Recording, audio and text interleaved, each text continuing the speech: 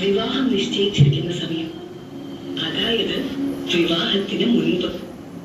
Gabriel മാലാഖ പ്രത്യക്ഷപ്പെട്ട് ഇങ്ങനെ പറഞ്ഞു: മറിയമേ, നീ ഗർഭം ധരിച്ച് ഒരു കുഞ്ഞിനെ പ്രസവിക്കും.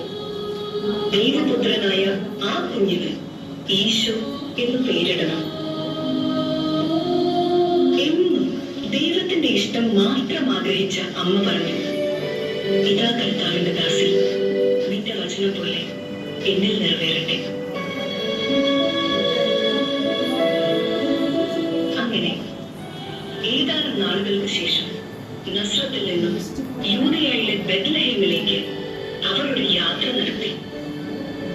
അഗസ്റ്റസ് സീസറിന്റെ കൽപ്പന പ്രകാരം ജനസംഖ്യയെ പേര് ചേർക്കാൻ.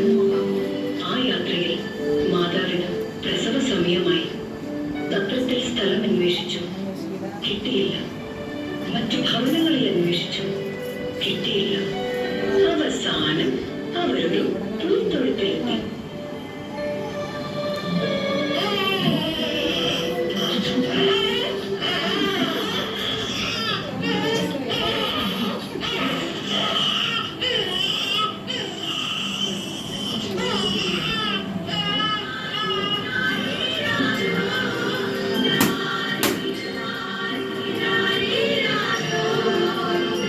മാതാവ് ഈശോയെ വെള്ളക്കച്ചയിൽ പൊതിഞ്ഞ് പുൽത്തൊട്ടിയിൽ കിടത്തി.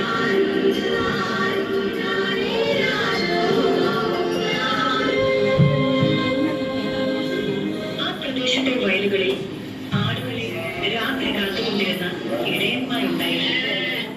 സ്വർഗീയ സൈന്യത്തിന്റെ ഒരു വ്യൂഹം പ്രത്യക്ഷപ്പെട്ട് പറഞ്ഞു: സകല ജനത്തിനും വേണ്ടിയുള്ള സന്തോഷത്തിന്റെ സദ്വാർത്ത നിങ്ങളെ അറിയിക്കുന്നു. നിങ്ങൾക്കായി ഒരു രക്ഷകൻ. സകല ജനത്തിനും വേണ്ടിയുള്ള സന്തോഷത്തിന്റെ സദ്വാർത്ത നിങ്ങളെ അറിയിക്കുന്നു. ദാവീദിന്റെ പട്ടണത്തിൽ നിങ്ങൾക്കായി ഒരു രക്ഷകൻ, കർത്താവായ ക്രിസ്തു ജനിച്ചിരിക്കുന്നു.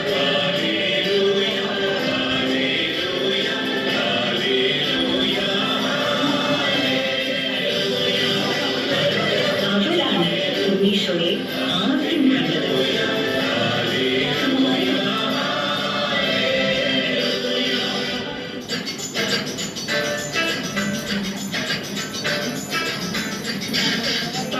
ദേശത്ത് നിന്ന് വന്ന 3 രാജാക്കന്മാർ.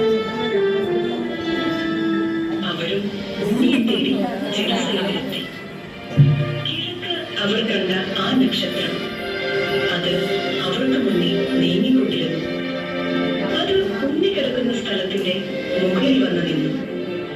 അവർ കുമ്പിട്ട് ആരാധിക്കുകയും പൊന്ന്, നീല, കുന്തിരിക്കം എന്നിവ കാഴ്ചയർപ്പിക്കുകയും ചെയ്തു.